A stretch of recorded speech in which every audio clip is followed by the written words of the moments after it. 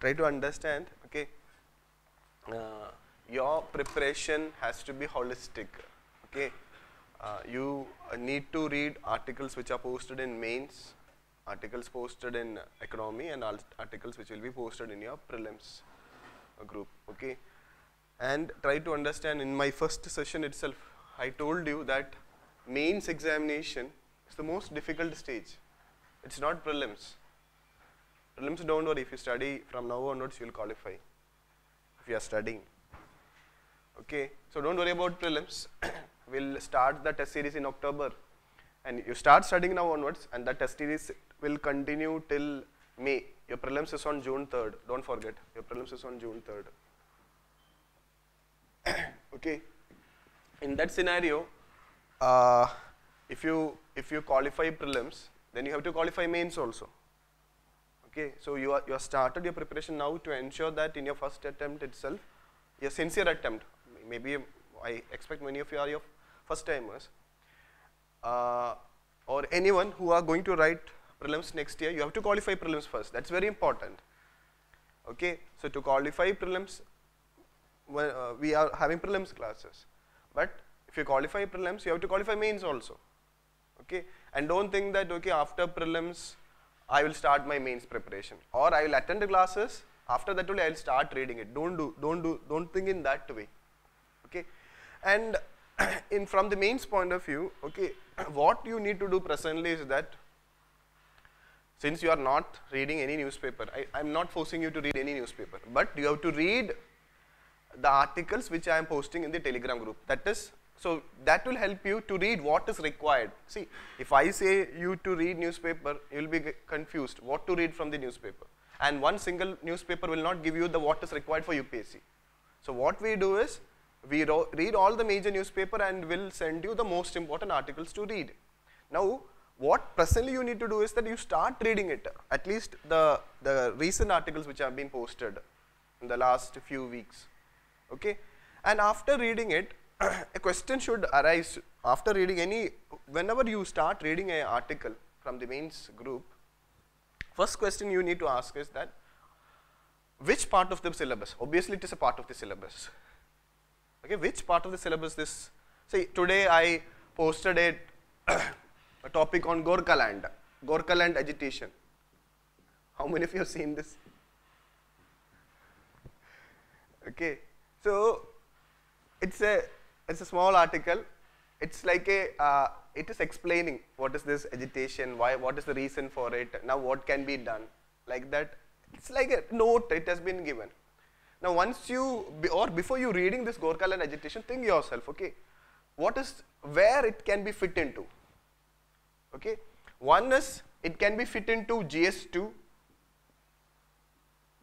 under polity, because Gorkhaland is a region, a autonomous region.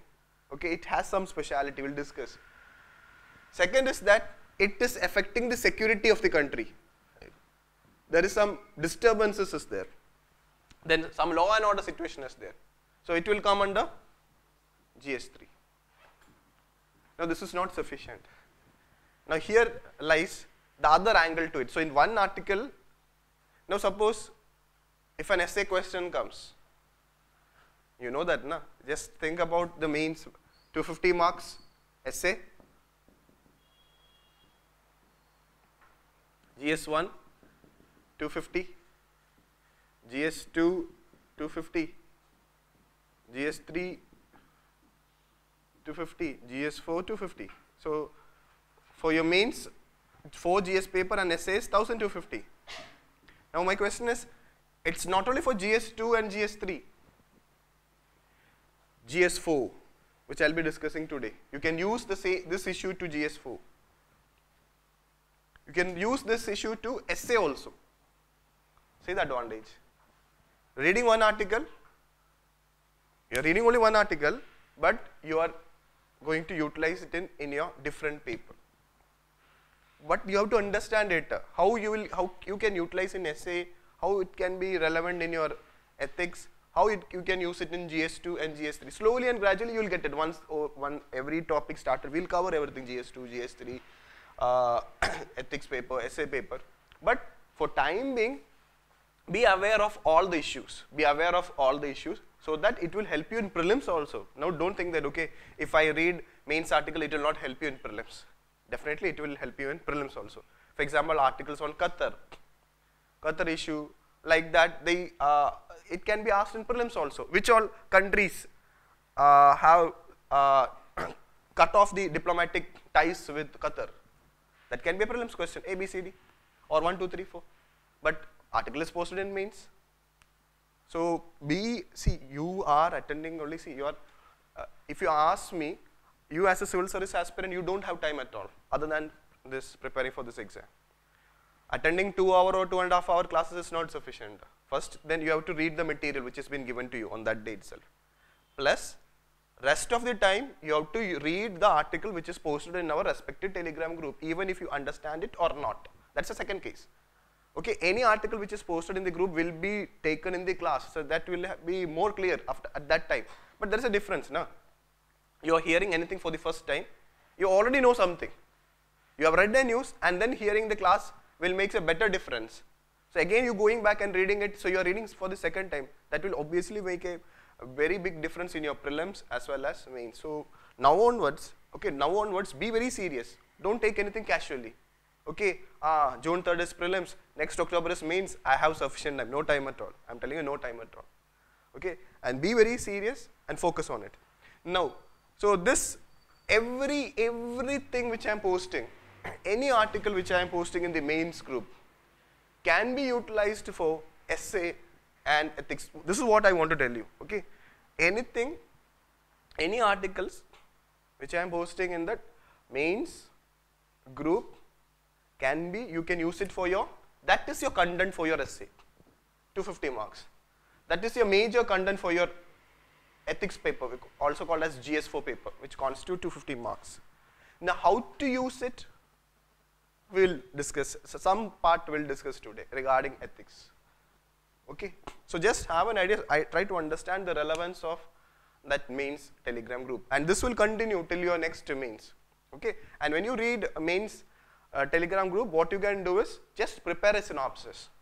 Okay, have you gone through the main syllabus? Have you gone through the main syllabus? We had discussed now in GS1 different subjects are there, in GS2 different subjects are there, GS3, GS4. What you can do is you can have a notebook for each subject. Okay, or you can cut the notebook into, keep a proper index. Indexing is very important. Indexing, so then, for example, today I have read an article on Qatar. There was an editorial, so you note down the important points. Then after 1 week, another article on Qatar is coming. So you need to know where I have written about Qatar. So take the index. So you have a book on international relations. Put an index that these are the issues happen in international relations. One is Qatar issue. Then other is this Trump withdrawing from this issue. Like that, you can write down international. Similarly, security. So then what will happen is that during the examination time, you will not read the whole article. What you will read only the synopsis, what you have written. And those students who have themselves written the synopsis, they only will benefit. When they read your own synopsis, now you will understand what you have read in that article at that time. Don't worry. So that process you have to continue. Then, so today's session is basically about how to approach GS4 paper. How to approach GS4 paper. You will be, in few minutes you will get the syllabus. To try to understand the importance of GS4, General Studies 4, mains paper. First importance is that it constitutes 250 marks of your mains. Mains is out of 1750. So it's very important. Now second question is that, okay, now what I have told you in the first session, if you want to qualify this exam,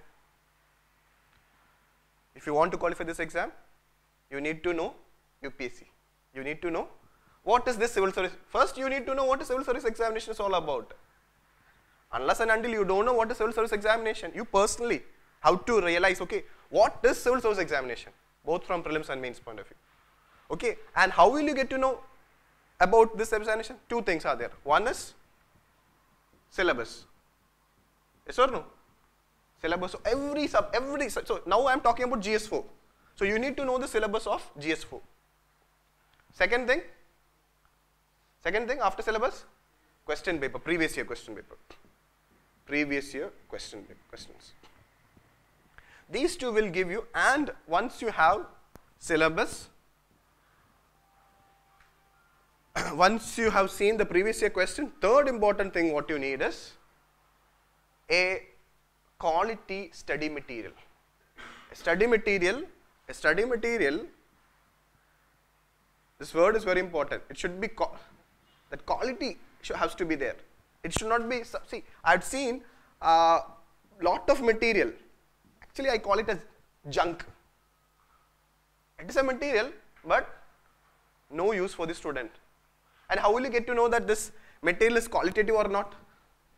From this material, first this material has to relate to the syllabus. Second, it should be in a position, something at least majority of the questions which have been asked should be addressed in the material. If it is not there, then that material is not for use. And this material has to be simple. Material has to be simple so that you can understand it and you can relate it and you can write it properly. Okay, so for every subject this is a very important. Now once, if any student, if any aspirant who is lucky to have, I'm telling you 90% of the civil service aspirant, I'm telling it's a very huge number, all over India. 90% of the civil service aspirants have this problem. First, they never see the syllabus during their preparation initial stage. They don't see the previous year question paper, both from the prelims and mains point of view. And since they have not seen the syllabus and previous year question paper, they can't judge the material which they are going to, means what is the quality, what is the standard of that material. Okay, this is required. Now to the study material. Now what is your task? Okay, you also have a role to play in enriching the study material. See, institute can give you a base material, a standard base material. We will give you standard base material. Now you have to enrich it. How to enrich it? Once you receive a standard material, now once you, see, we are posting you newspaper articles. You get the point? From the newspaper articles, you have to enrich your study material. You will get a very good point from the newspaper article while preparing synopsis. So while preparing synopsis for a particular topic, you will realize that, yeah, I can use the same point in this topic of my GS4 paper. Then to take that study material of GS4 and what do you need to do?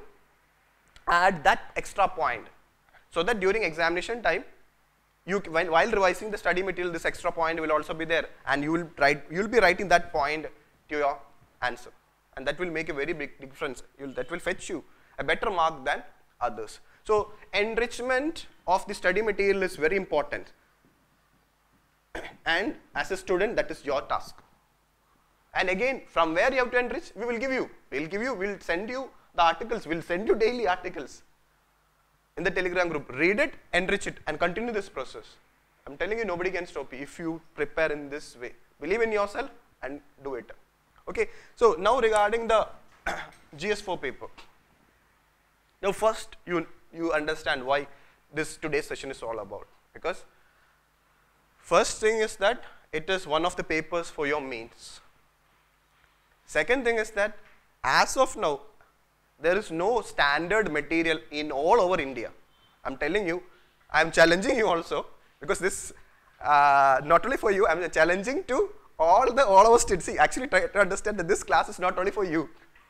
This class is for all our students who are sitting or watching my video all over India.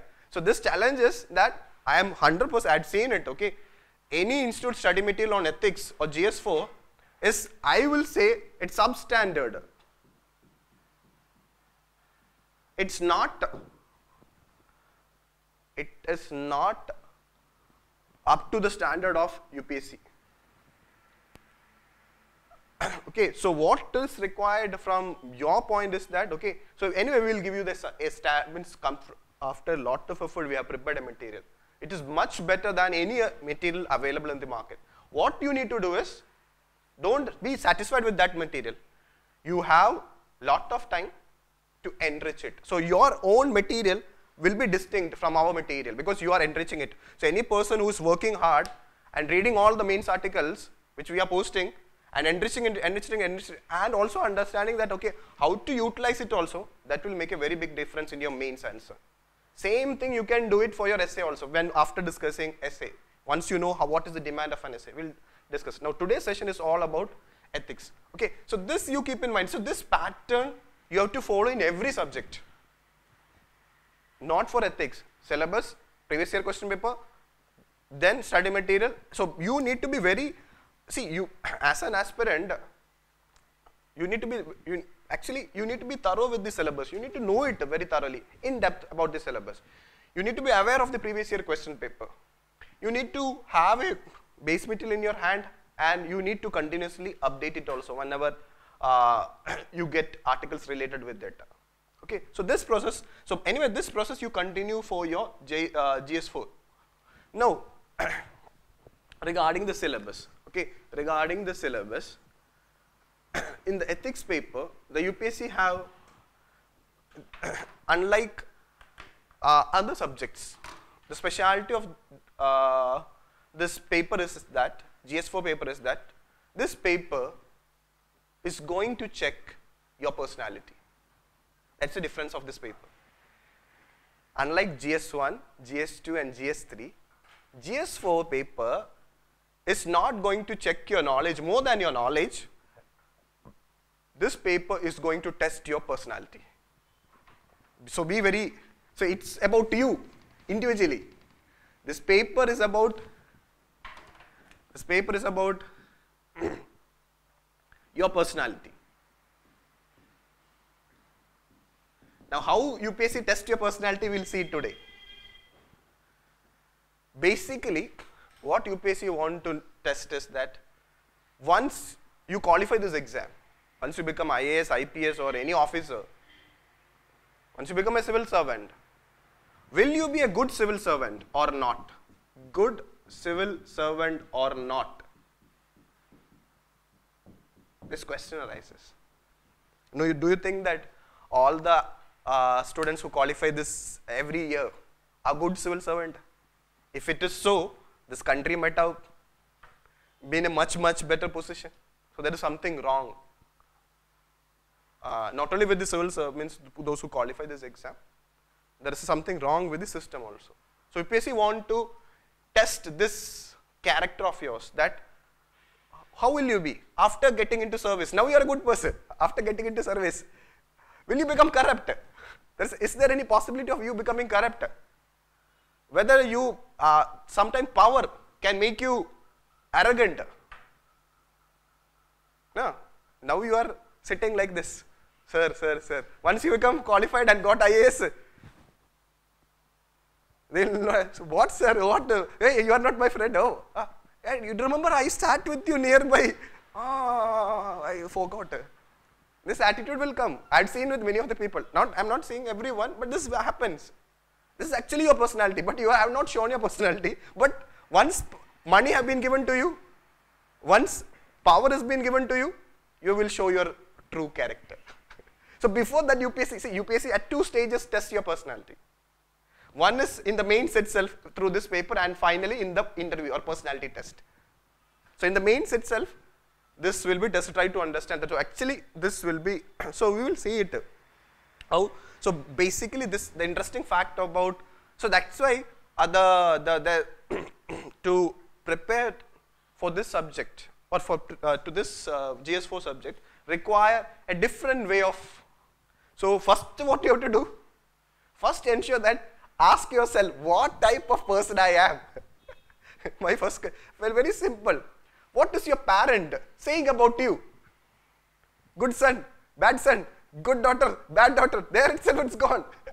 Even your own parent is not having a good opinion about you, then think about others. See, normally parents are like this, okay? Parents only in worst cases they will say bad about their children. Then, what is your opinion? I'm asking about you to your friend. How is he? Very bad person, sir. He is not like what you know. See, this I have heard, no?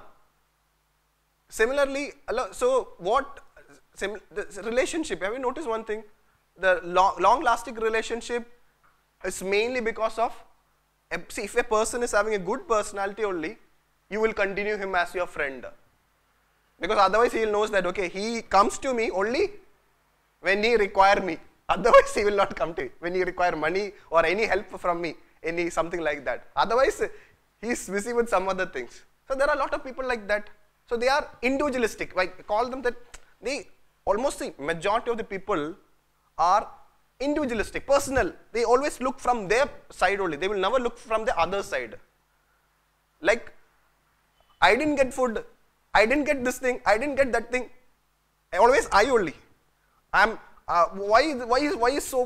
all the problems for me? See, actually, then think about others. See, this problem is there, na? Sir, I'm not able to study. Everything is from that perspective only. See, there are different way of this approach you have to change. Not from your side also, especially once you have, now you are, see, before, see, you now itself, try to understand that you are different from your friends. On what way?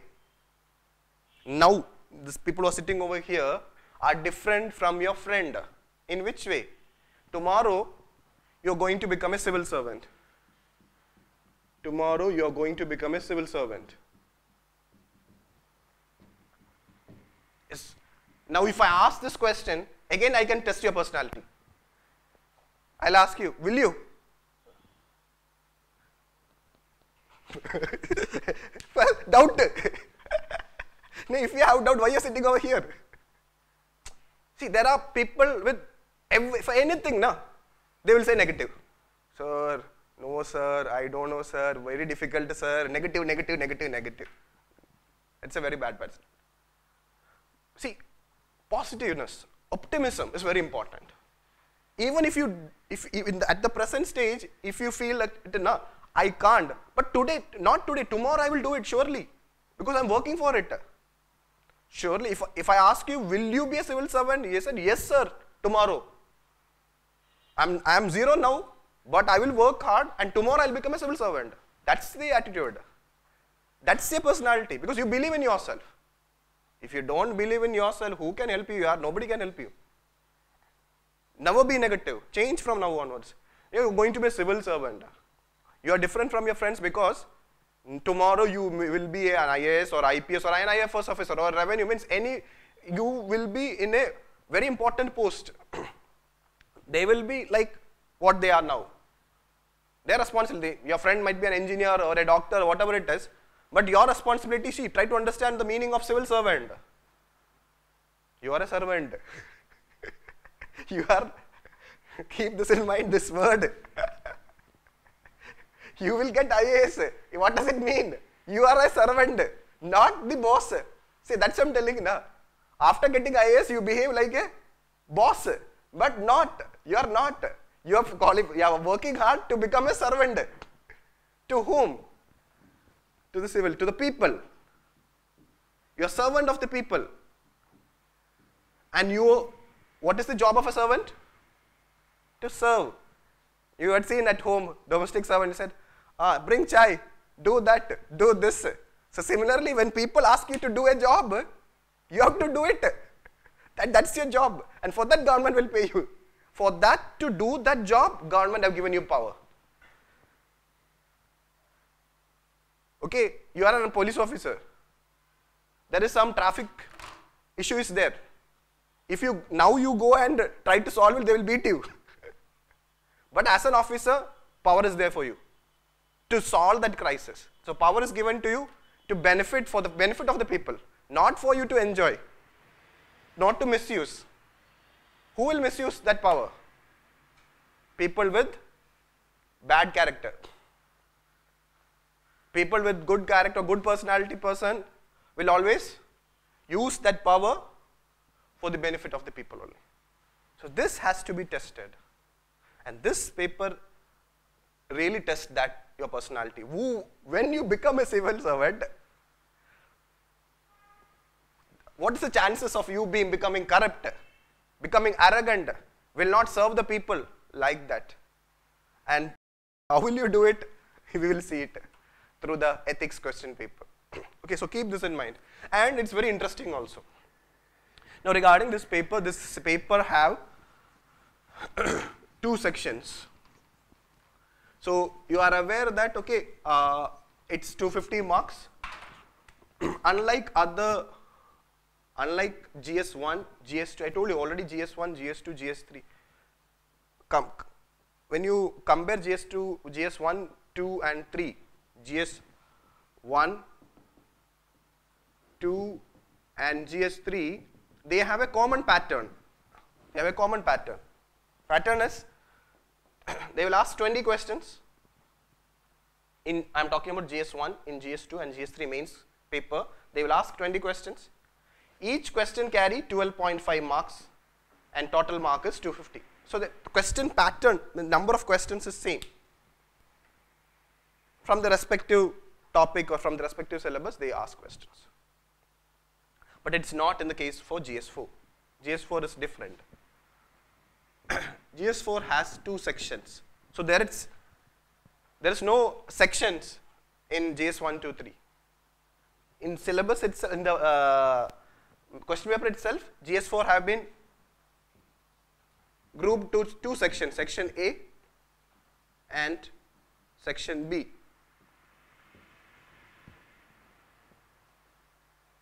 Okay, in section A, they will ask 10 mark question. See, be very clear. Okay, in section A, they will ask 10 mark question. Okay, in 2016, they asked 8 questions from section A, and try to understand that out of these 8 questions, some questions will have 2 parts, A and B. For example, question number 1, it's like this, 1A and 1B is there in question number 1. Both carry 10 marks each.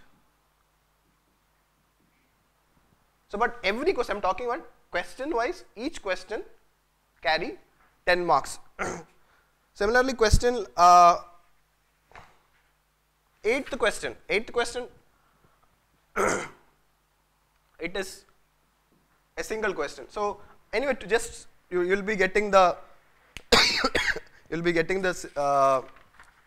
syllabus, you can go through it.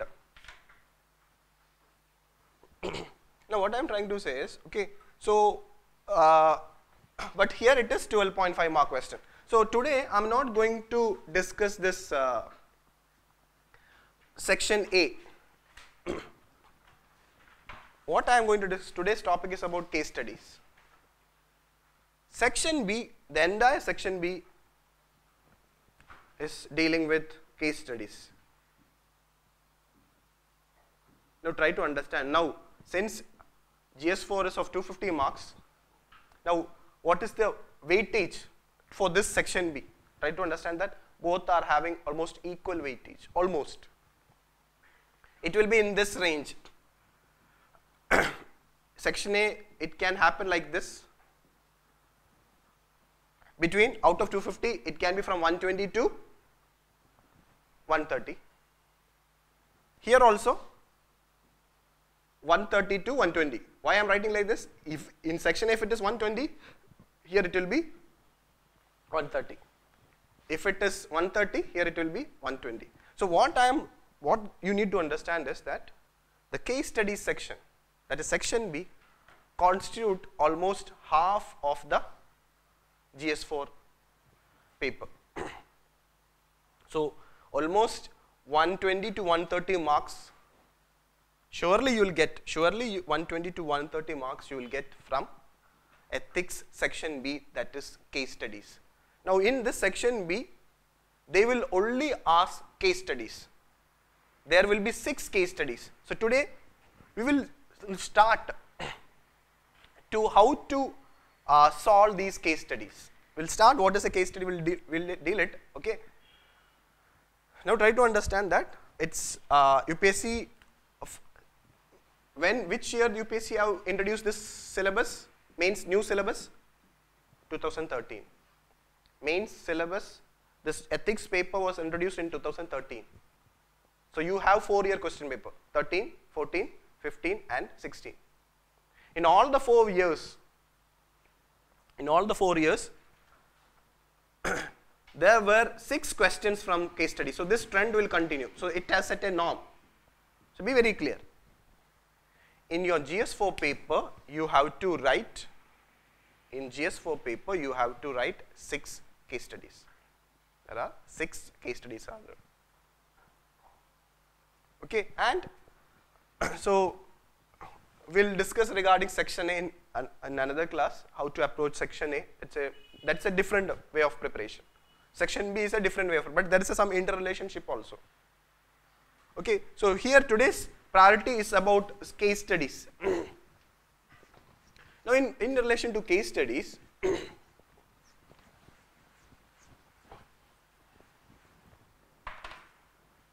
so first thing regarding case study is that you need to understand its, now you know its relevance. Where case studies is? It's in GS4.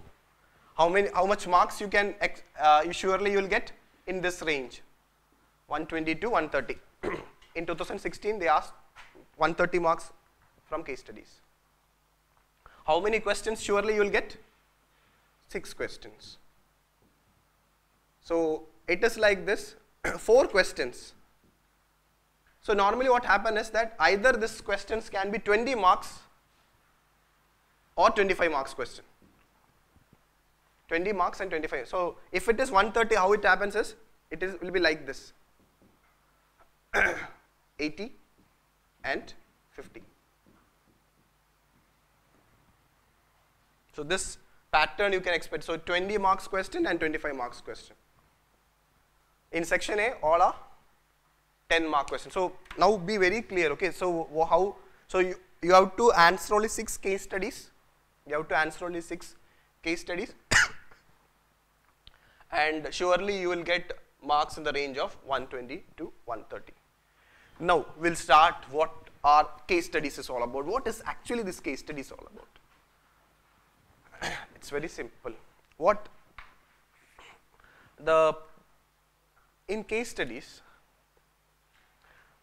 what UPSC have done in the last 4 years and what UPSC will be doing in the coming year is that UPSC will put you in a situation. Get to the point. UPSC will say that you are a district collector. Just telling you, UPSC saying that, okay, suppose if you are posted as a district collector and there is some issue over there in your district. You are a district collector and you are in charge of the district administration. There is some crisis in your district. Take the recent crisis. Now the farmers' crisis are there. So in your district, there is a huge agrarian crisis is there. Farmers are protesting.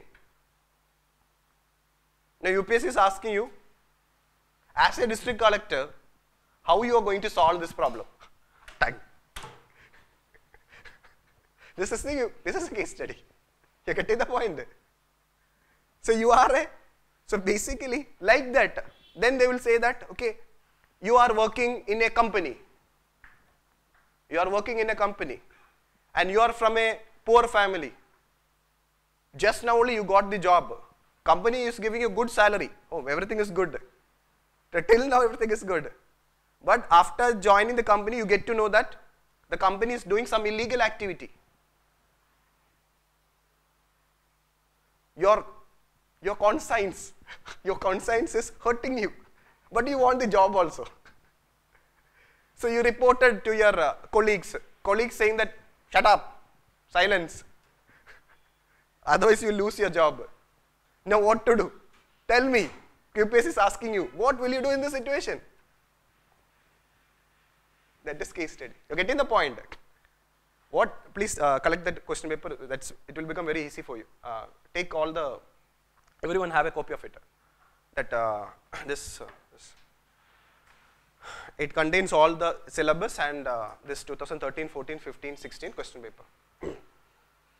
Similarly, another, see, actually you see the case study, then you will be shocked, sir, how to answer this question? where is there is no textbook for case study. What will you do? Keep quiet, sir, because I am from a poor family. My father is not well. I am the real breadwinner, only breadwinner of the family. So I need the job. I need the salary. I will keep quiet. Will you do so? Then what UPSC will give you? UPSC will give you, this person is very apt for the civil service. Will not give him mark. You're getting the point. So, not getting, please share it, or you can collect it from the, so, any extra copy? Okay, so, like that, different cases will be given to you. So, how many cases will be given to you? 6 different situations will be given to you. All the, see, I told you how many case studies are there? How many case studies are there? 6. And all the 6, so it is a case. 6 different cases. And you need to answer these cases. So actually it's a situation. So we'll see it. Okay, so first thing is that, okay, now you are enlightened. Okay, oh, this is case studies all about. Now, so that's what I'm telling you. There are, when I ask you to, so same situation, okay, regarding this job, you are working, imagine that you all are working in that particular company. Do you think that all will behave in the same manner? No. Some people will come to the front and he may lose the job at the earliest. This happens, na? Those, see, because in India, honesty, integrity is not at the present situation. So I'm not against, what I'm saying is that the system is like that, we have to change the system, that's different. You have seen, there are a lot of classic examples in movies. And now try to understand that you have seen in movies, one single IAS officer, one single IPS officer fighting 100 goons. That's not going to happen, that's only in movies. That is not a real story, that will never happen. So you have to use your intelligence. You have to use your several skills. You have, try to understand that. Now ask yourself, do you have? You can develop it. We have to develop it. And obviously after getting selected, you will be trained also. See, qualities can be developed. What about your personality? You are a corrupt person. How can we train you and make you non-corrupt? You are a greedy person. No change. You are a greedy person. Your personality is like that. What all things you are having is not sufficient. Your greed is not getting over. Obviously, when you join civil service, great chance. You will, from everywhere you will make money. I had seen officers making money like anything. But ultimately, now try to understand that now system have changed. In one, if you, if 100 times if you do wrong thing, at least you remember that one day you will be caught. All your tamasha things will happen. Anyway, I am not going to that part. What I am doing? See, I know that you all are very honest, very sincere. Even I believe so. Or if it is not, change. Not self-committed. You are preparing for civil service for the, not for you, but now change. Now from after today's session, I know that all of you have come to show to others. See, I'll show you. I challenged so many people and come here. I have started. You don't know tomorrow what I'm going to become. I'll give you a reply tomorrow. That is the reason for you are sitting over here. You are already challenged. See, that's a good thing because of that challenge only you are sitting here. And that's the fire for you to study, work hard. But what I am telling you is that at least in this paper, don't show that attitude. You are writing this exam. You want to become a civil servant because you want to serve the nation. Remember, because you are a civil servant, you want to serve the people and the nation. So more than anything, I am an Indian. I am not A or B or C or D, belonging to a particular religion, belonging to a particular state, belonging to a particular caste. No, you are an Indian and you are ready to serve any part of the country, because for you, you are ready to serve all the people of the country, and for you, nation comes first. Rest, everything. So your personal interest, everything is secondary. So for you, most important thing is public interest. Public interest prevail over your personal interest. That will be tested. So in that case, if you see, that's you have to see that, okay, personal interest, that is my job, my family. Company doing illegal thing. For example, in the 2016, there was a question that a company is releasing harmful waste to the river. You are in that company and you know, now you get to know it, okay. And this river, lot of people are dependent on that river. The people who are surrounding in that river are having lot of diseases, lot of problems. After knowing it, you're keeping quiet. So do you require such a job, or are you going to keep quiet and continue with the job, or will you do some actions to prevent this illegal activity by the company? Company is a very powerful company. You are a very small person, but can you? Do you have that courage to fight for a wrong? You should have, at least in paper. At least, so when you, if you don't have the courage also in realistic, at least you tell that, like what superstars will do. You had seen one police officer coming in one jeep, he's alone, coming, crashing the company. Then the company will be closed. And in half an hour, everything is over. Problem is solved. Don't write like this. It will not, that's not the way to deal it, okay. There is a way, legal way. That's very important. When you try to handle a particular situation, everything has to be legal. That's another key thing, legal. You can't do anything illegal. Even if you want to do a good thing, that good thing also have to be done in a legal manner. For example, you have seen so many poor people. So you want to give them some money. Okay. So what do you think that, okay, yeah, I can give them money. Okay, what I will do? Anyways, there are a lot of people ready to give me money.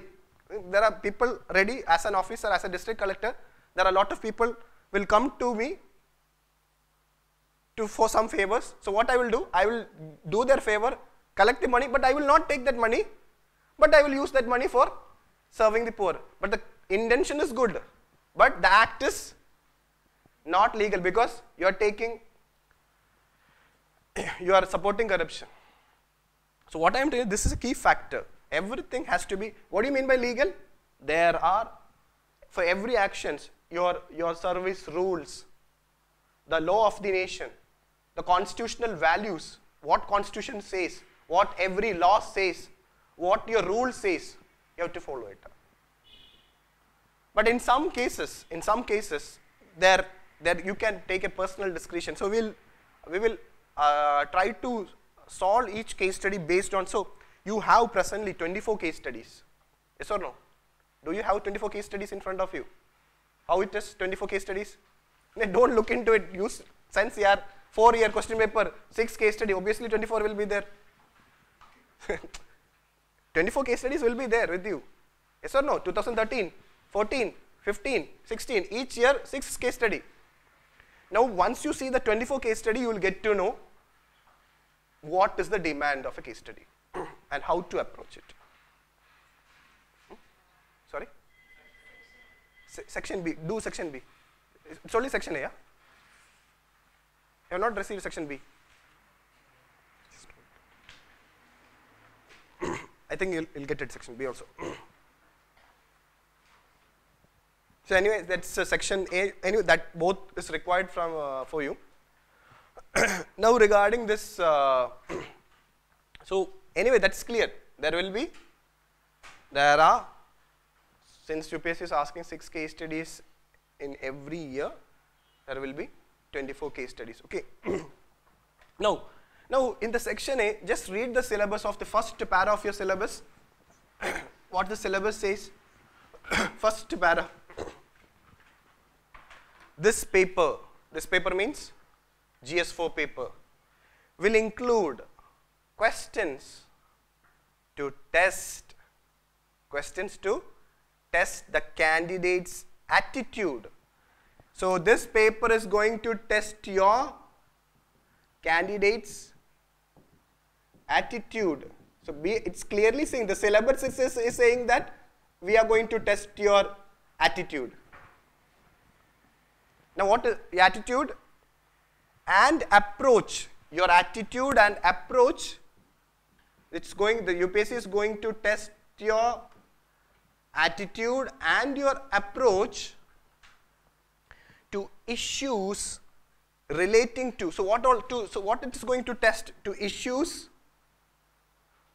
relating to integrity. Whose integrity?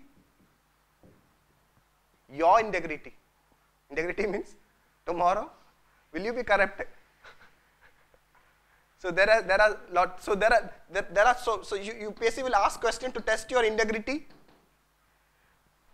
your probity in public life. So do you have a public life? Yes, try to understand. Every person have a personal life and public life. Okay. So what will be your, what will be your probity in public? I will discuss what to see everything, all the terms, integrity, attitude, everything we'll discuss in section A. See, you need to know the meaning of every term. We'll discuss it. Okay. So this test is to your attitude and approach towards issues relating to integrity, probity in public life, and this is the most important key thing, okay, and his problem solving approach. Underline this word, problem solving approach to various issues and conflicts faced by him in dealing with society. Problem solving approach, so it is when you deal with society, so this word is for when you deal with society, while dealing with society.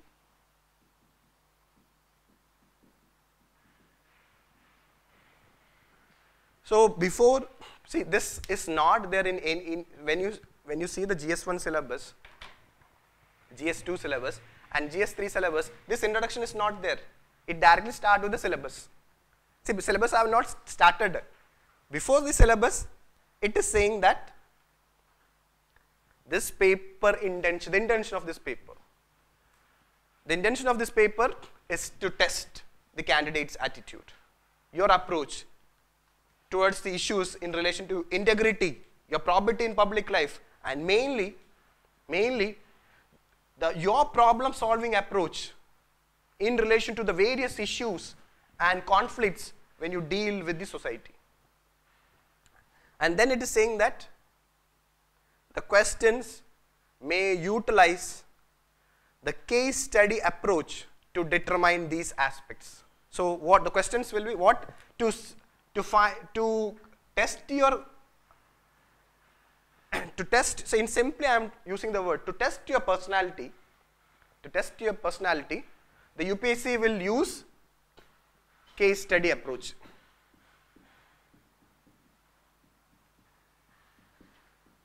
Now what is this case study? Simple. UPSC will put you in a situation and ask you what will you do in this situation. And based on your answers, UPSC will say that you are a very good person, very good person, very good person, like that. I am not saying you are bad.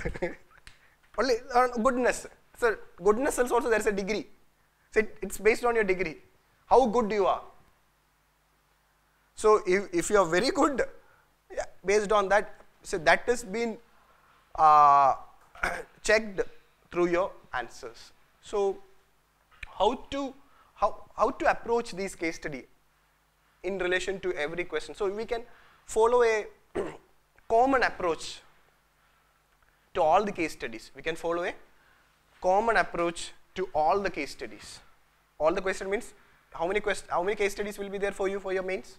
6 case studies. Once you have a common approach, then this approach you have to utilize to the specific cases. All the 6 cases are different. Now try to understand that before my question is, I am giving importance to this this factor, what is called as, I am going to test your problem solving skills. Because basically, tomorrow when you become, I hope that, okay, when you become an IAS or IPS officer or IFS, whoever it is, obviously, I always use movies as an example. I'll just give you one example of an IAS officer, okay. You might be knowing that when you hear from the Malayalam movie, I'm telling you, you might have heard the movie The King, okay. So where an IAS officer from a district in Calicut, how he deals with the district problems, the issues and conflicts he faces, and how we have solved the problem. But I told you, will not always work. But actually I'm just telling you, see how a district collector can solve a problem or an IAS officer can solve a problem. Then movies like, okay, there are a lot of movies where IPS officer is faced with lot of problems and how they deal that situation. And very recently, I had very rarely a foreign service personnel come into the movie scene, but recently I watched a movie on that. How a Indian foreign service personnel can help, or what all problems he will face in the present globe when there are so many global issues are there. I've seen the movie Takeoff. In Takeoff, Fahad Fasil is a diplomat, Indian foreign service. Okay, at least from movie, and how he has helped. He will take so many decisions. His decisions have saved few nurses of Kerala. It's a real story. It's based on a real story. And those who have not watched it, now don't watch it. I'm just giving an example. You prepare. It's not the time to watch a movie, and I don't think so watching that movie will help you to qualify this exam. But I'm just telling you this. So what I'm trying to say is that, keep this in mind, okay, why your problem solving skill is very important in case studies. Try to understand the relevance. Have you thought about it? Have you seen a doctor handling a case, an emergency case? You know, any medical background student? Okay. So I had seen, okay, but actually, see, reality you have to speak now, even it is, I had seen because of negligence, because of medical negligence, lot of deaths have happened in India. And you know, only insiders knows it. People don't know it.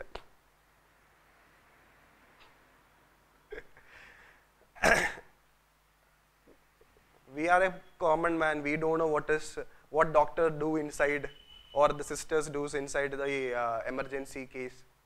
Okay, and finally they'll come and say that, okay, they'll just tell us, we have done our best, sorry.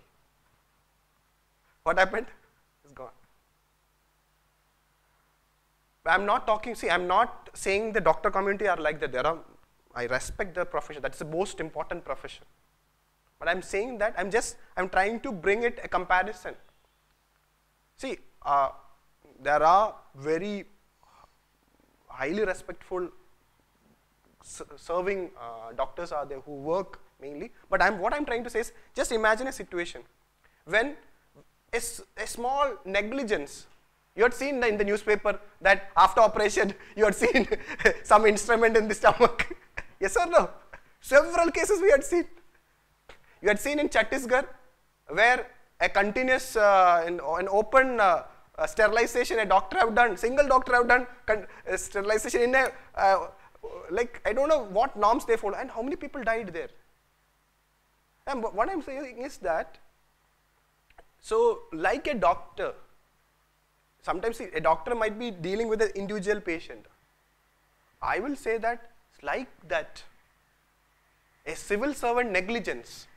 I'm just making you the importance of I'm comparing a doctor with a civil servant. Your negligence as a civil servant, as an IAS officer, as an IPS officer, can do great damage to the country, to the society, to the people. I'll give you one example. You are a police officer in charge of the district, superintendent of police. You are sleeping. Obviously, you have to sleep here. You are all human beings. IPS does not mean that you will not sleep. You are sleeping at 1 o'clock. Your subordinate is calling you. Sir, a big communal clash is happening. Arey yaar, I told you not to call me at 1 p.m. You go and deal it. You're getting the point. You are a person in charge of the district, and by the time when you wake up, you will hear news, 100 people died in communal clashes. See, you as an IPS officer, you have been trained in the police academy to deal with all these situations. You have much more experience compared to others, and you are the main head of the district. You have to be there to bring all the police force and respective other administration to deal with the situation.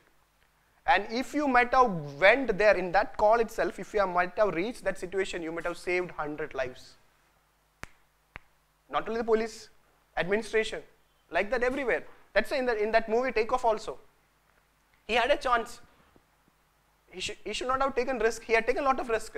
He had taken a lot of important decisions to save life. His decision ensured that along with several things, that this diplomat decision helped these sisters who are caught in Iraq to come back.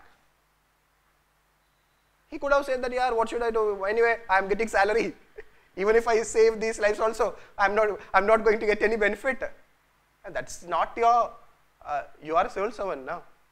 Your job is different. Unlike others, it's different. So try to understand first, try to understand the importance of who you are once you become a civil servant.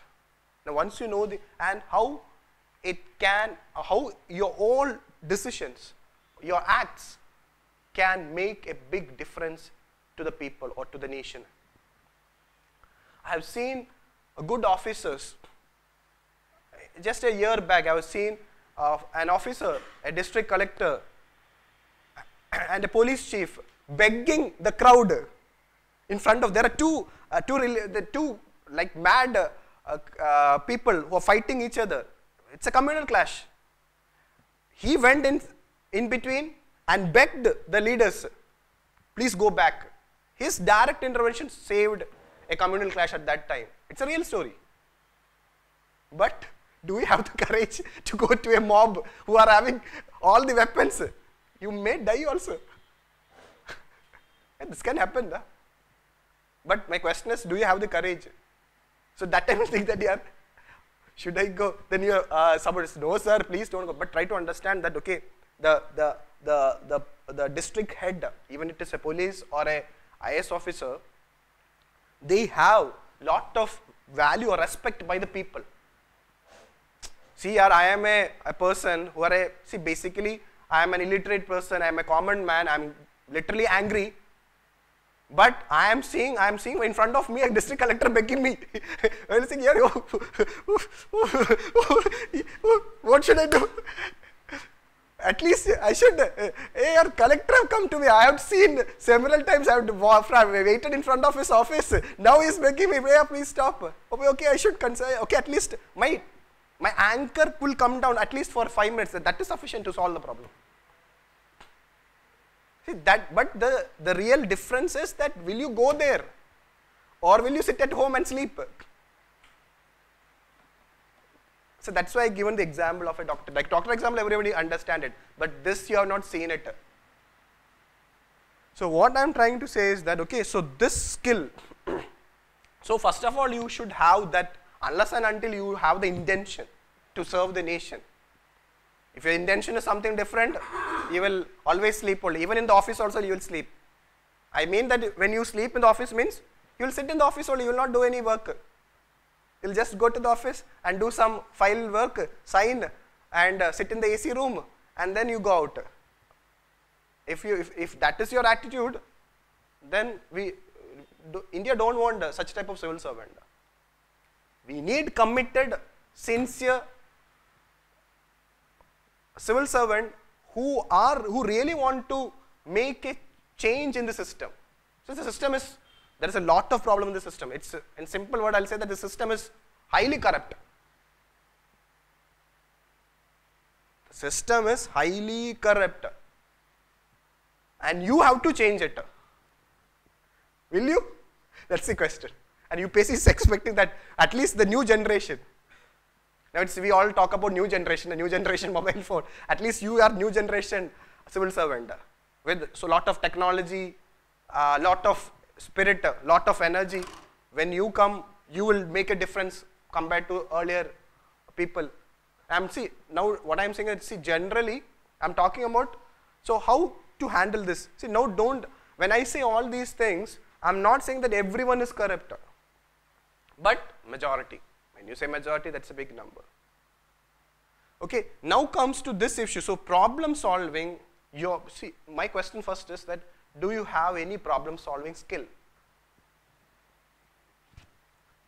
Do you have any problem? No sir, I only know how to create a problem. I don't know how to solve a problem. This is the first time you are asking me this question. Because whenever I come from the home, I already create a problem and come. Before stepping out of my home, I already created a problem at my home and I'm coming here. And when I leave from the institute, since the institute does not give me time to create a problem, I'm not creating any problem here. If you give me time, I'll also create a problem. If I travel in the bus, I'll make sure that I'll create a problem in the bus also. I am like this, sir, so now what to do? Change. So be a change agent. It's very important. You need to be a change agent.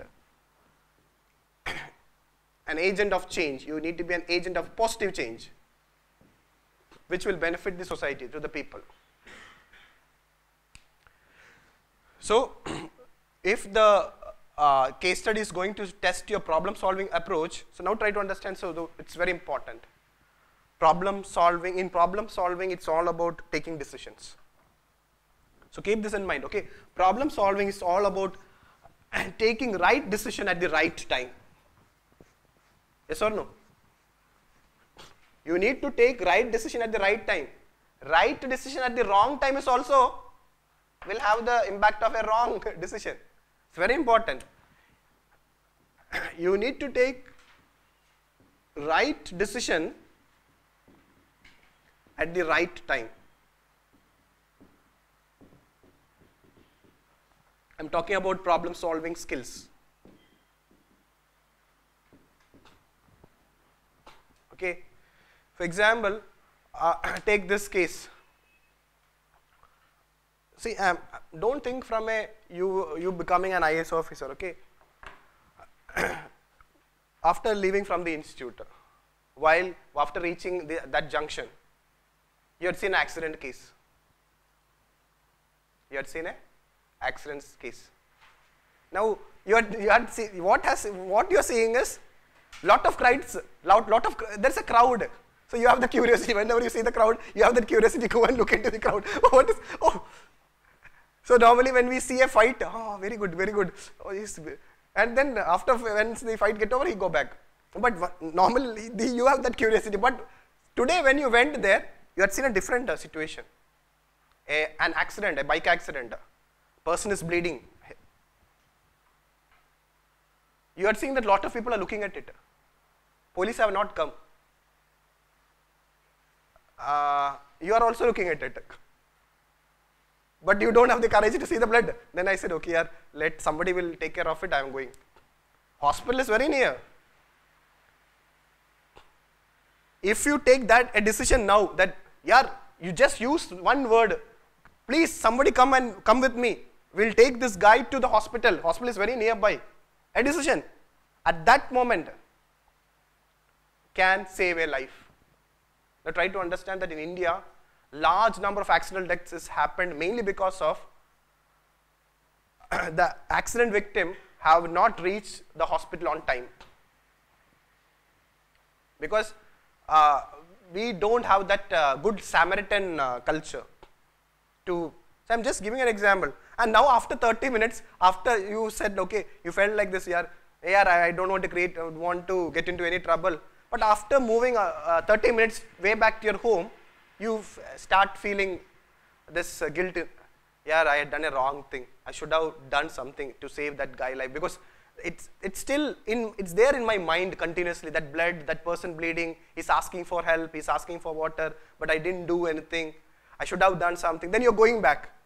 By the time you go back, police have come and police have covered that area. He's already dead. You have changed your decision. Now you change the right decision from wrong decision to right decision. But by the time, man is gone. This is very, very important. See, at different time. At different time, so this is very important. So this one, you have to take right decision. So, and this right decision, see, I'm telling you now, regarding right decision, if it is right for you, maybe for it will be wrong. You are saying that, yeah, taking money is a right decision. She is saying it is wrong. So, your conscience, your values, what values you have. You are saying that you are making money in any way, it's not a problem. That attitude should not work. But I'm talking about persons with having high values, high integrity, people having courage, people who want to serve the nation. So definitely this is very required. So what is required for you is that you, so as a problem solver, you need to take right decision at the right time. That's very important. Now try to understand that if you want to deal with any problem, a one-man army is not at all possible, like in movies. Any problem can't be solved single-handedly. Do you think that as a police chief, district police chief, you will go you take one pistol and take the jeep and go and solve the problem? No, you require a team. You require a team of every cases, a teamwork. It's very important to solve a problem, especially that to affecting the society. What is required is a teamwork.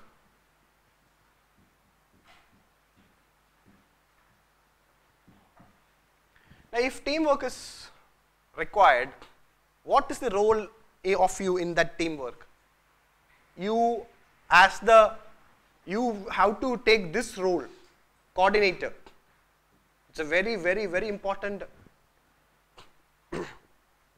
Don't use the word leader. Even though it's always good, okay, let the situation, at some situations, your seniority or your post may have to give importance to some other person. Sometimes experience will play a very important role.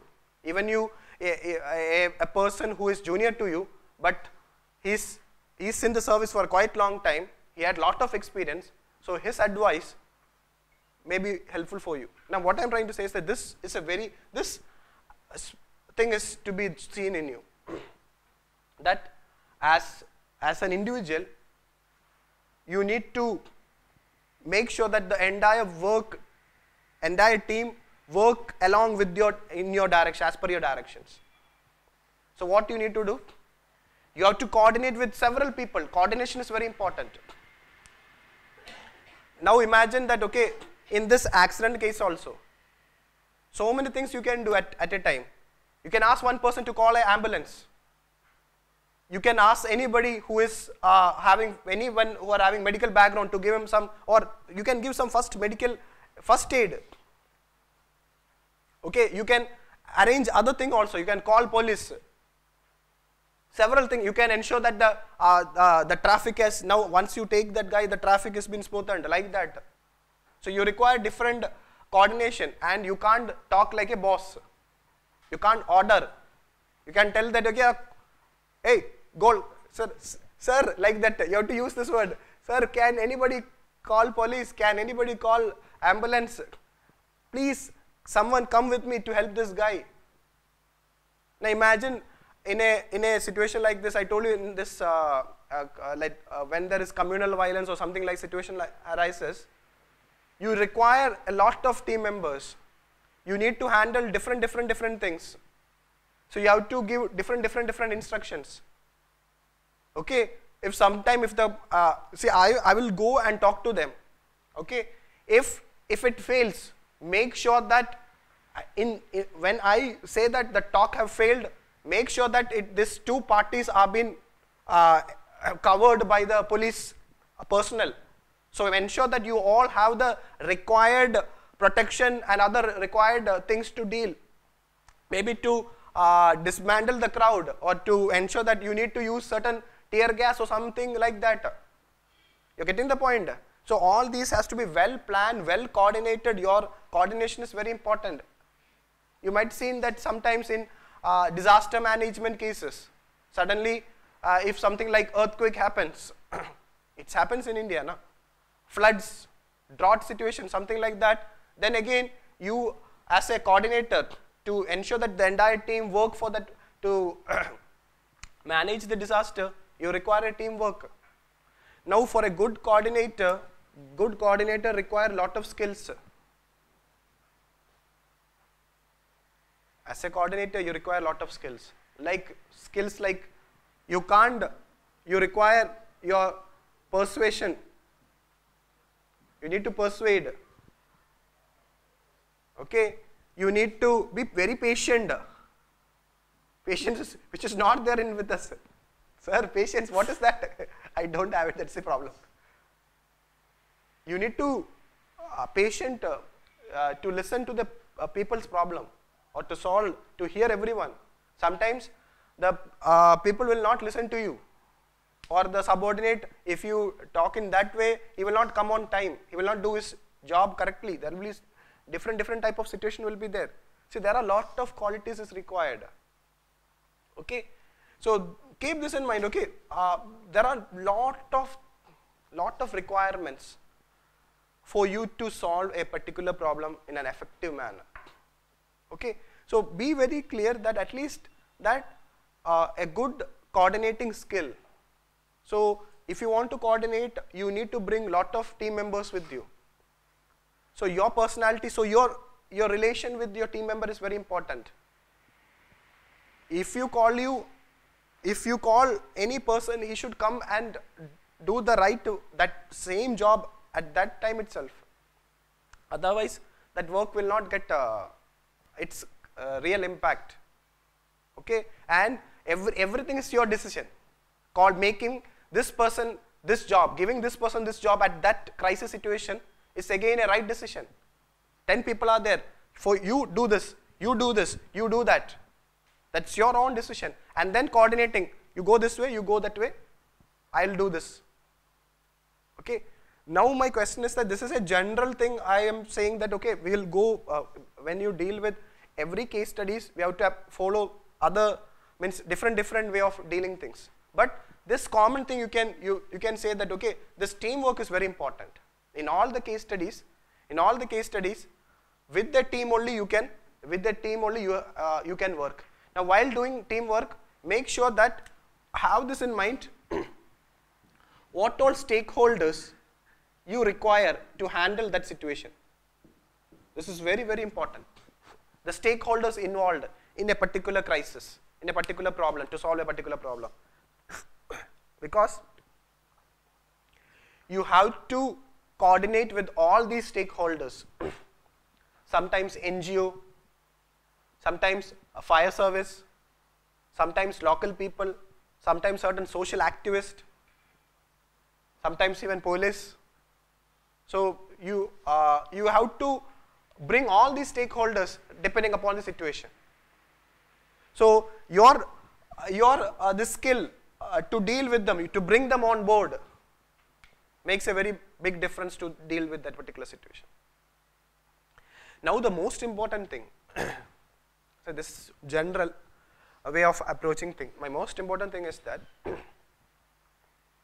if you want to solve a problem, if you want to solve a particular problem, what is the most important requirement?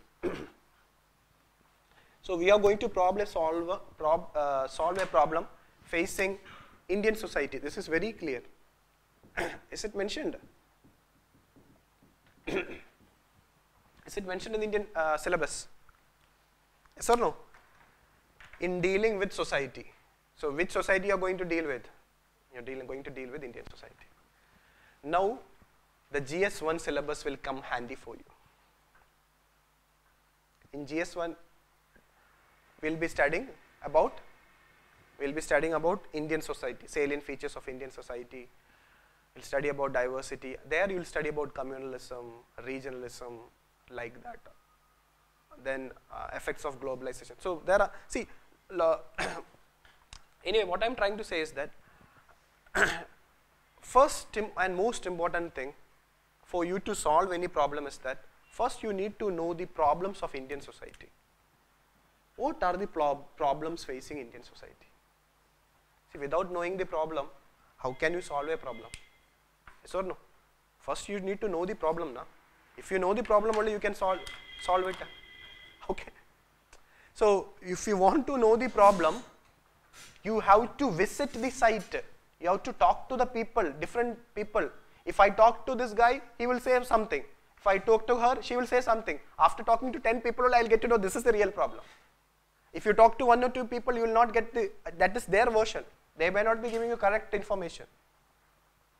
So anyway, so you make a list of problems facing Indian society.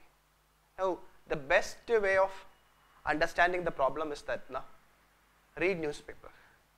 Now generally what I've seen is that UPSC asks question related with the what all issues happened in Indian society in the last 1 year or 1.5 years. Okay, so here lies the advantage of reading mains articles. Gorkha land. Now what is happening in Gorkha land? Gorkha land crisis is happening. Now I am setting a case study. Suppose you are a district collector in this place. How we are going to solve this crisis? Sir, don't. So if you want to solve this, means at least see, even if it's not solving the crisis, at least that the people, see now there is agitation is going on, law and order problem is going on.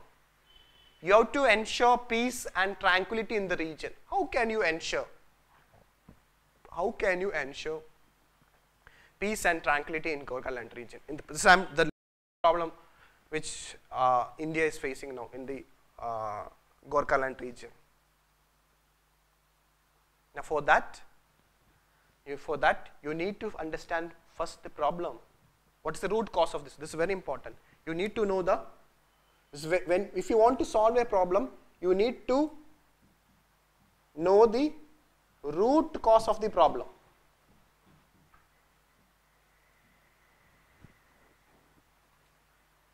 You're getting the point?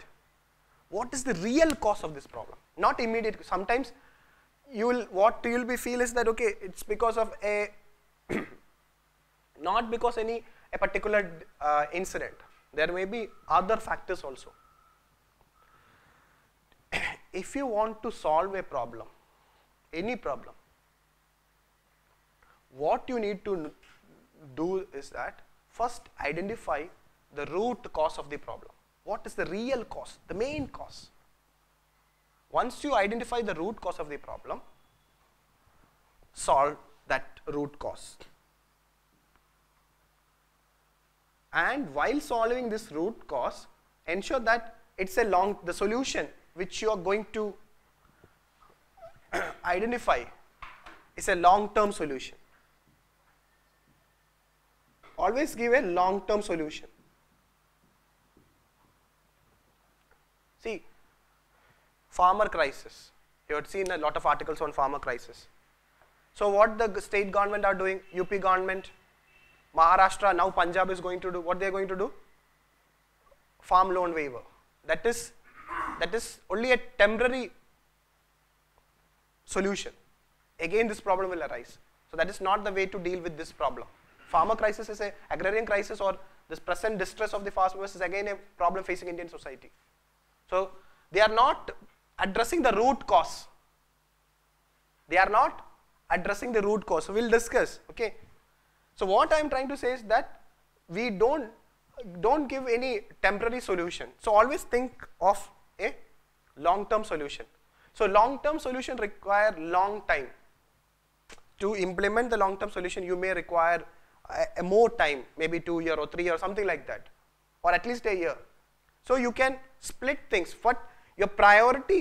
So when you solve, when you take decision, when you do some actions, you know the root cause of the problem, and your solution is set by keeping in mind to give a long-lasting solution to this problem.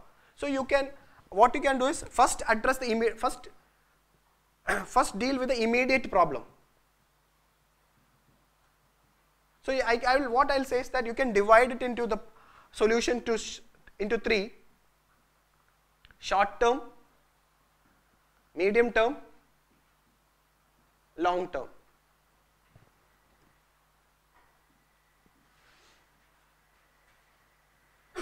But your ultimate aim, once you implement this long term solution only, that problem will be solved.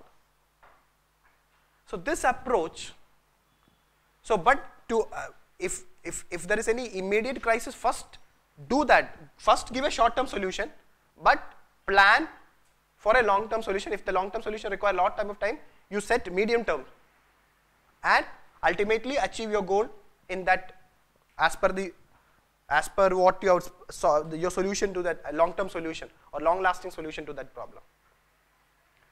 Once you give a lasting or long term solution to this root cause of the problem, you will address the problem. Now how this has been done, we will do it case by case. We will take one case, we will take all the 24 case studies, and so this is a general way of answering a case study. Read a case study, understand the problem, understand the root cause of the problem, and then find solutions to it. So while implementing these solutions, what all stakeholders are required to implement long-term solution? You require lot of stakeholders. So who all are these? Which all stakeholders are required? Whether an NGO is required here, whether media is required here, whether any particular religious leaders' involvement is required here, especially to deal with communal related issues, whether police is required here, whether any other group of people is required here, or any stakeholder is required, then so case by case you have to bring them and work as a team and find a solution to this problem. This is, so now I am telling you this, your framework you keep in mind and try to apply this in case by case. Now what you need to do is, when you read articles, so when you read articles on Gorkha land or farm crisis, don't read only from particular GS issue as a GS1 or as GS3 security issue. Also think that you can expect a question from case study. So read carefully, identify the root cause of the problem. Now what all solutions or what all steps have been taken by the government? Now is there any weaknesses in that steps? Then some people will say that this was the right step, but government could not able to take that step. So those right steps is your solution part of your, so when you read a few articles you will get more point. So different problem have to handled in a different way. But all these require a systematic preparation. So here, that mains articles, which we will be posting in the Telegram group, will make a very big difference in, so because see, several experts are writing these articles. So you don't apply your own solution. They will give you solution. You pick it and apply to the particular case study. So you require that start picking the solution. So now when you read this mains editorial, what do you need to do? You need to find the solution. Oh, this is the solution for this question. This is the solution for this problem. This is the solution for this problem. And how to implement this? Who all is required? What are the, see, along with the stakeholders, sometimes see, the laws, the knowledge of certain laws become very important. Important laws. The knowledge of government important schemes becomes very important. So all will play a very important role in dealing with the, so you need to know the stakeholders required. You need to know the important laws. You need to know the important schemes, because to find a long-term solution, you need to know what all important government schemes can be implemented in that area. What all laws have to be implemented to address that particular problem. Which all people have to be involved, or which are the stakeholders involved, so that I can coordinate with them, work with them. And sometimes working with the people you'll get to have a real feel of the root cause of the problem, and they may also give you suggestions to solve this particular problem. So you have to receive suggestions also. You need to be a good listener. That will help you to solve a problem. And imagine a situation in which a big problem have been solved by your sincere and dedicated initiative. And that will give you, and people, see, your act, have you heard the word carbon footprint? Carbon footprint. I am not, so like that, once you survey a particular place, even you after transferred, your footprint will be there. People will talk about you. There was an officer who served in this place. Wow, kya officer hai yaar. Officer should be like that. Like that, see, don't think in that way. What I'm trying is that your act, your deeds, your goodwill, maybe that may encourage the new generation to follow your footsteps. So you have to be a role model also. See, that should not be your intention, but by your good deeds, obviously there will be so many young generation who will be following role models like Sachin Tendulkar. That's I'm talking about sports. like that, even for good officers can be a role model, so that this role model, the coming young generation will see this role model and they will also follow his footsteps.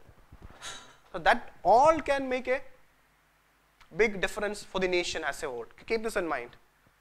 Nation is first. Nation is important. Rest, your life, your family, everything is next. So if you can approach, if this is your attitude, and if you have high integrity, and if you have these type of skills, you can easily address any problem, and by writing this in your case study, you will get good marks also. That's the ultimate point. Okay, now what I'll do is that we'll take one particular case study from 2016 mains. Okay, and we will see that how this can be done. Now take the 2016 first case study. Take the year 2016. Now read that case study. A fresh engineering graduate. A fresh engineering graduate. Read it. And see, while reading, underline the keywords.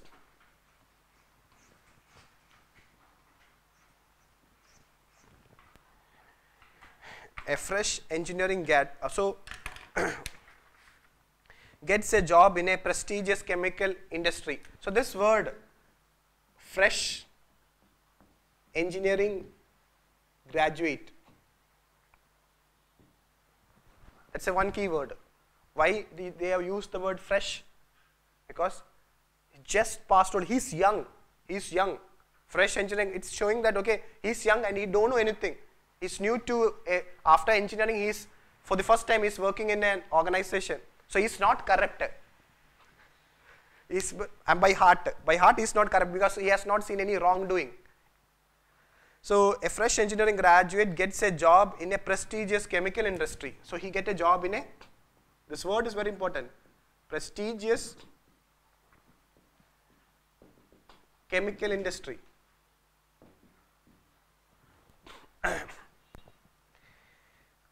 And she likes the work. So now it is clear. So this fresh engineering graduate is a lady. It's a young lady. The salary is also good. Oh, very good. So it's not only a prestigious, salary is good. See, since you are writing, since it's your first case study, it will take time. We'll do it slowly. Fresh engineering graduate, a lady graduate, salary is good, working in a prestigious chemical industry. However, after a few months, say after joining this company, after a few months, she discovers that a highly toxic waste is being secretly discharged into a river nearby. Highly toxic waste. This word is very important. Secretly. So the company is doing this act knowingly. It is not unknowingly. The company is secretly discharging highly toxic waste to a river nearby. To a river nearby.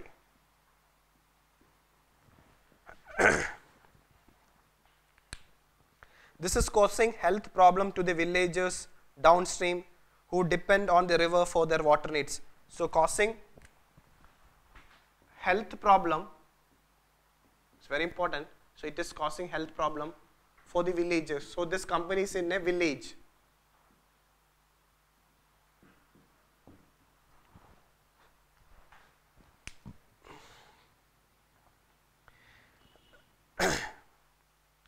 So actually this villages is also depending on water to this river. So the people are depending on water, and because of that it is their health is having problem. She is perturbed and mentions her concern. So she's highly disturbed by seeing this because she is fresh. She had not seen any wrongdoing in her. So she is working for the first time, and she mentions her concern to her colleagues. So she informed her colleagues who have been with the company for longer period. So she is informing this to her colleagues who have been in the company for longer periods.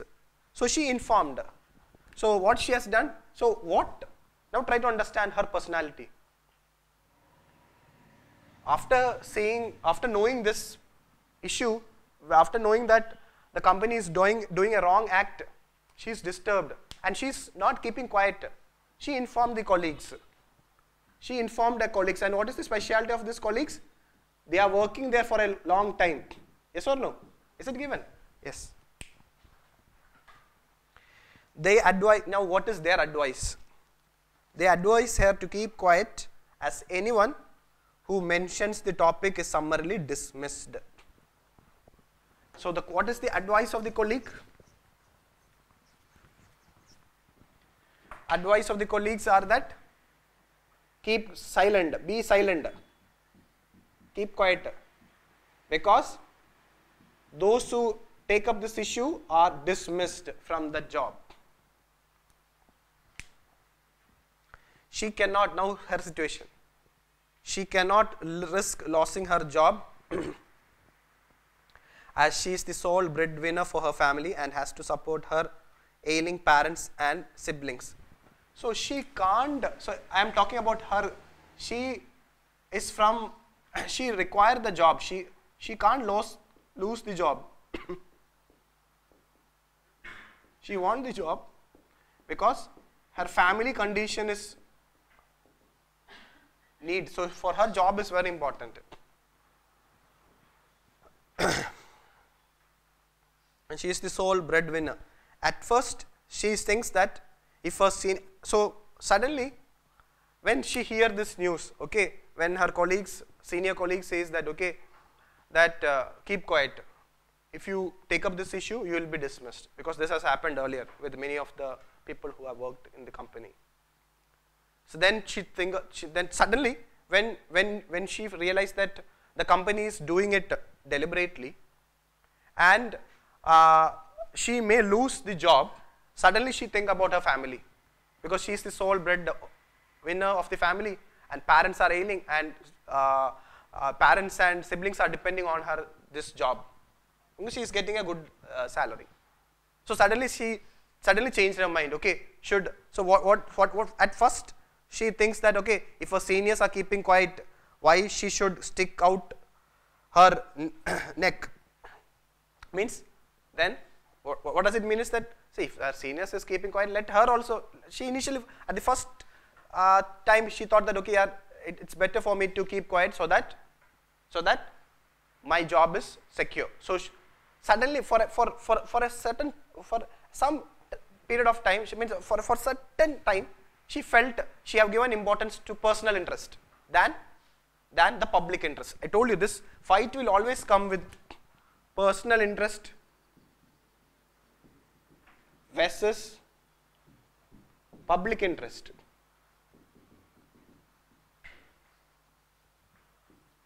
Personal interest is the job, the family, because she is the sole breadwinner of the family.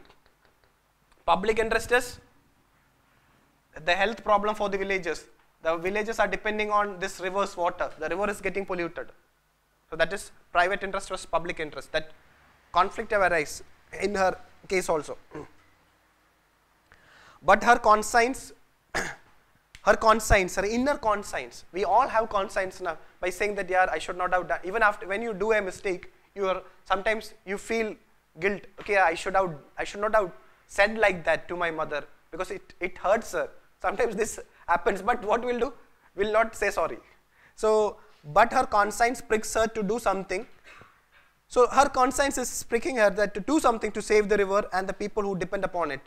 So, so there is a fight. Her conscience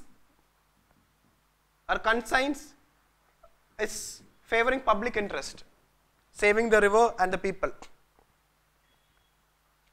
At heart, she feels that the advice of silence given by her friend is not correct, though she cannot give reasons for it. So she's confused. She knows that this advice is not correct. She knows that this advice is not correct, but she's confused and she's not able to give reasons for it. Why it is not correct? She's not able to give reasons. She thinks, now comes you. So she is coming to you. She thinks you are who are you? Now comes you. Now this is you. And who are you? She thinks that you are a wise person.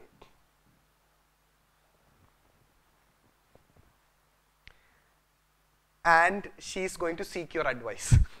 She is going to seeking your advice. She seeks your advice.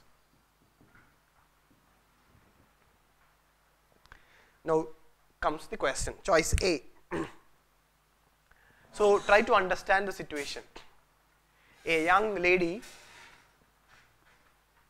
who have got a good job in a prestigious, now lady is gone, now you have come to the picture,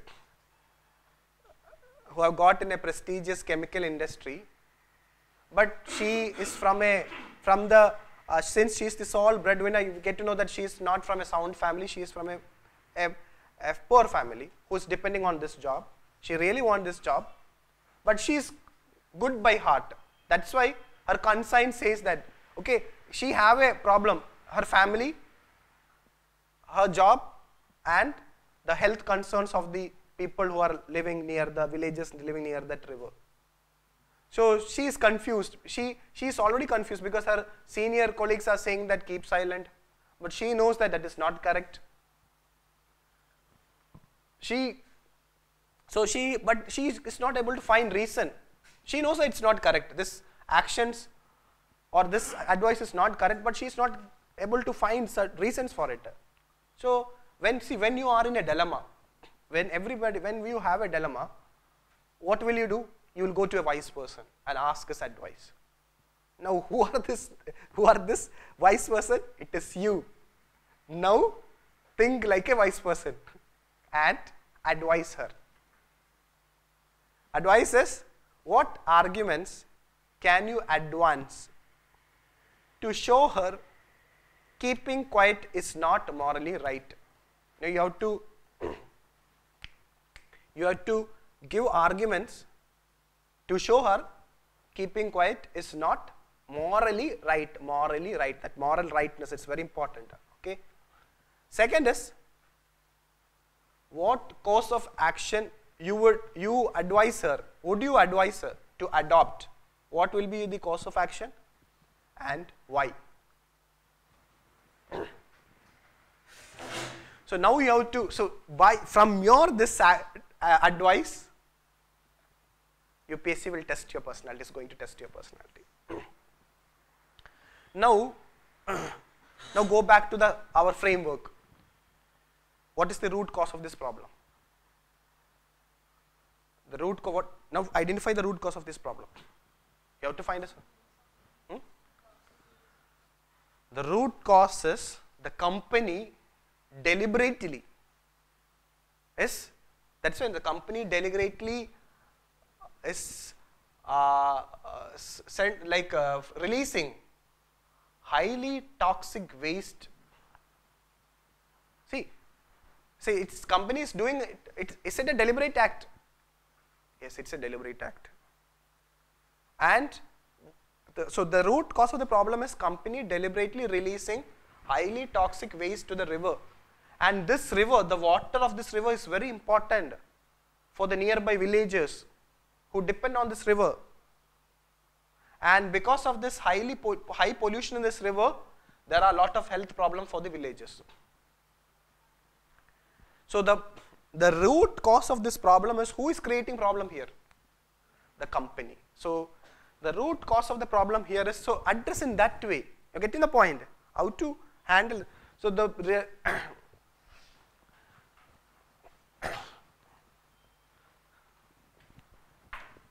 so this problem can be solved when, so company, do you want the company to stop functioning? Is it the right way? No. What we want is, company should not release highly toxic waste. We have technology to ensure that by using technology you can process it. You can ensure that only non-toxic waste is released. So ensure that, see, nothing which affects the water.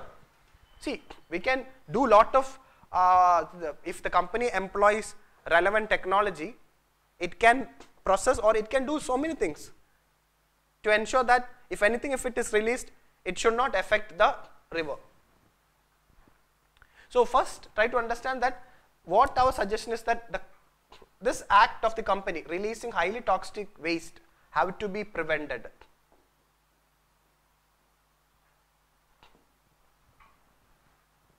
So we have to, the long-term solution to the problem is preventing the company from releasing highly toxic waste to the river. That is one part. It's not over. Already the company have damaged the river. Already the river have become highly polluted. The company have to spend money to clean the river. You getting the point? Two important thing.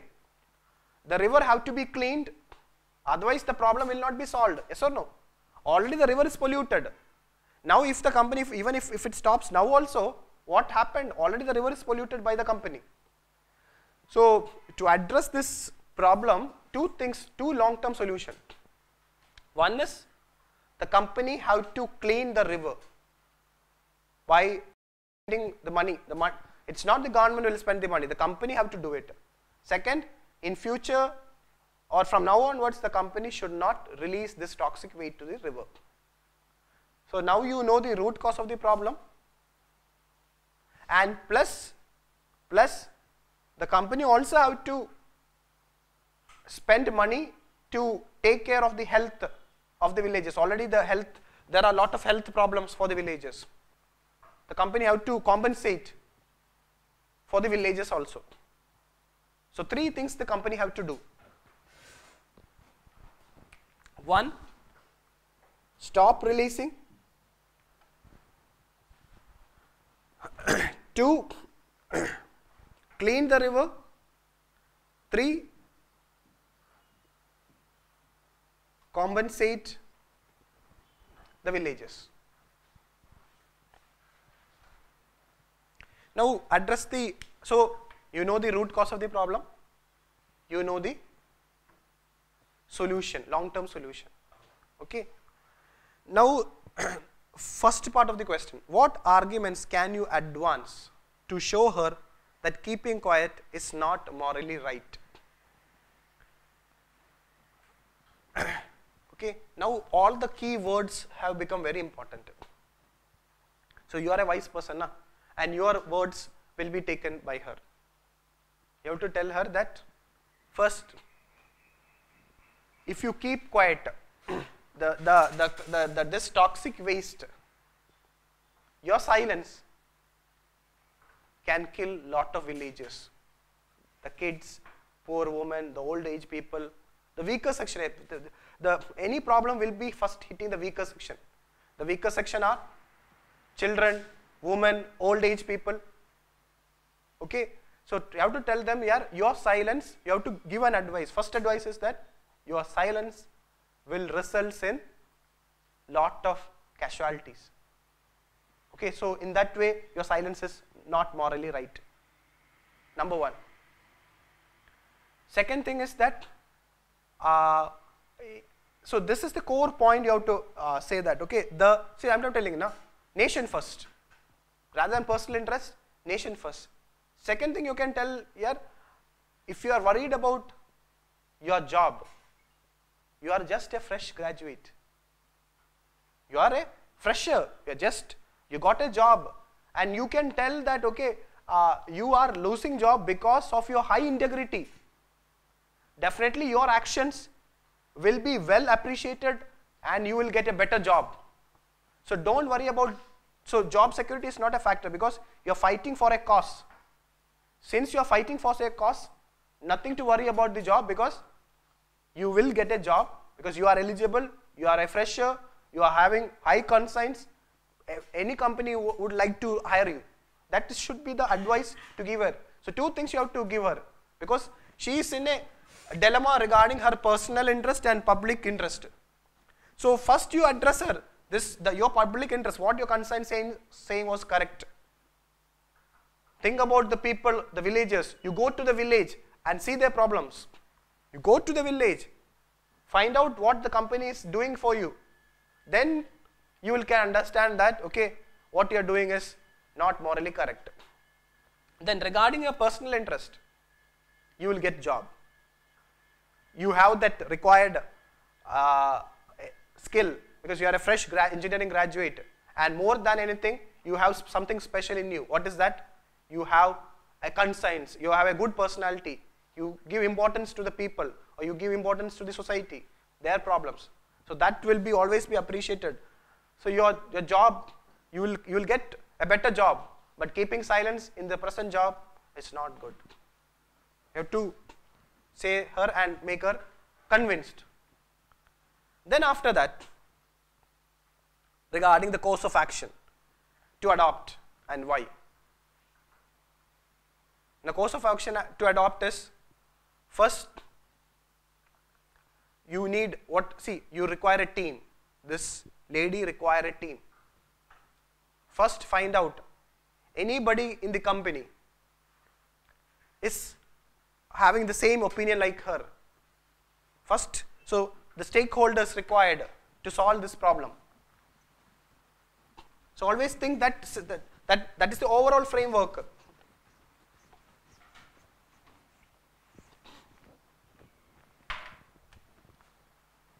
Stakeholders required to find this problem. One is from the company itself, because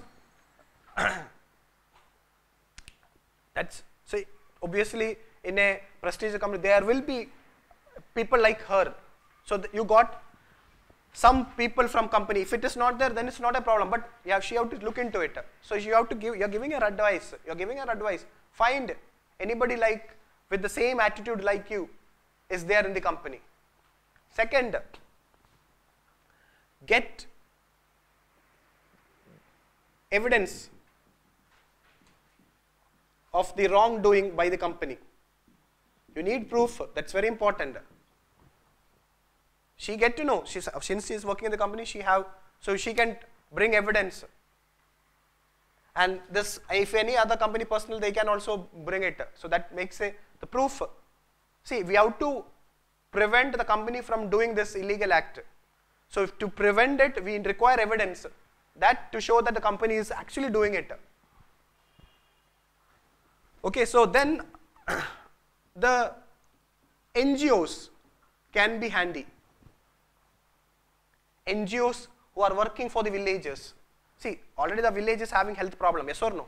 So there will be some NGO or some social activist, NGOs or social activists who are fighting for the cause of the villagers. So they will be helpful for you. Media,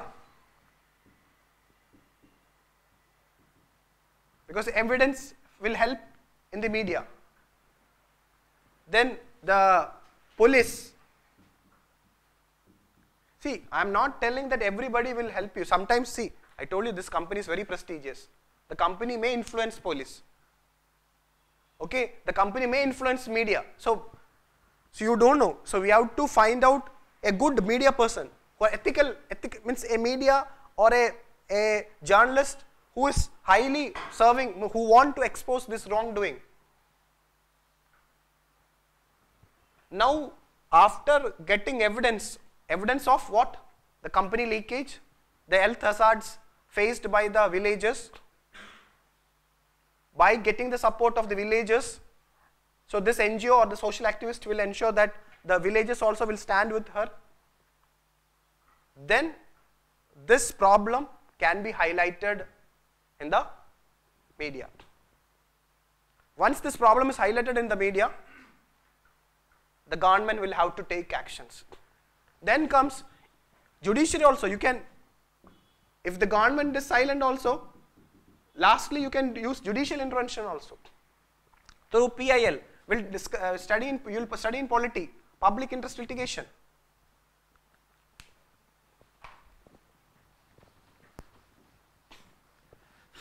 By doing so, by bringing all these stakeholders and coordinating with them, so coordination is very important. You have to work as a team. What will happen? At least the company will stop releasing this toxic waste. So this pollution control board also is a stakeholder. Pollution control board, yes or no? Because they have a role to find. So think about it. Think about it. You are going to write the mains. I am not the person. You think, because I can only teach you how to approach it. You have to bring it. The stakeholder list will go on. You can write how many, but you use only 3 or 4 stakeholders. That is sufficient. Other stakeholders you can use in other case study. You require 6 case study. You have to answer. Keep that in mind also. Okay, so if with a good team effort, with proper planning, with proper coordination. Can you write, we are going to take selfie videos and then make it more viral. Can you write that? You can also, you can use the word social media. But think about the impact. That's also very important. If it is not properly planned, if the company get to know it, company will cover it up. When they come for inspection, because company have money, You can write anyway. You start, what I want is that after today's session, you write this case study and submit. We'll see it. Start writing it. See, hearing will not help you. You have to write. Go home, take your time and write this case study. I'll give you how to write. Okay, you write. But make sure that your act will make a real impact. Now social media, I'd seen that, okay, Facebook and other thing, once a problem is highlighted in the Facebook and it becomes viral, and government have taken a lot of steps. So in one of the case study you can try that, there is nothing wrong in it. Now once this has been done, you can say that, okay, the company will be forced to stop releasing this toxic waste. Now other issues regarding the cleaning the river, regarding the health problems, compensating, again use these stakeholders. Company have to compensate. So by saying this and by doing a good conclusion, so your advice, this lady have become a role model. Similarly, there will be a lot of industries all over India polluting different rivers and having a lot of problem for the respective villages. So this, by solving this problem in an effective manner, many of the other problems can also be, similar problems can also be solved. So the second, what course of action could you advise her to adopt and why? You can tell her that this is how to, this will help the other people, not only chemical industry, other industry. See, every industry will not be following ethical norms. So any wrongdoing by the industry can be, see, you are a young lady. If a young lady can do this, it will inspire other young people also, both men and women, to come up and raise this issue and solve the problem and help our country to grow and make our country a happy and prosperous nation. I told you nation first. And keep this in mind, you have to write this answer in 250 words, total. There is a limit, word limit is there. 20 marks, 250 words. And this is for today's session. So I told you, this case study can't be learned in a day. It requires continuous, but now you have an idea. So like this, we will solve all the 24 case studies, but just go home and read these 24 case studies. And have an idea, the pattern of question, and you will like it. And now the major content you will get from where? From that mains Telegram group. Okay, so do a systematic preparation, study well, nobody can stop you.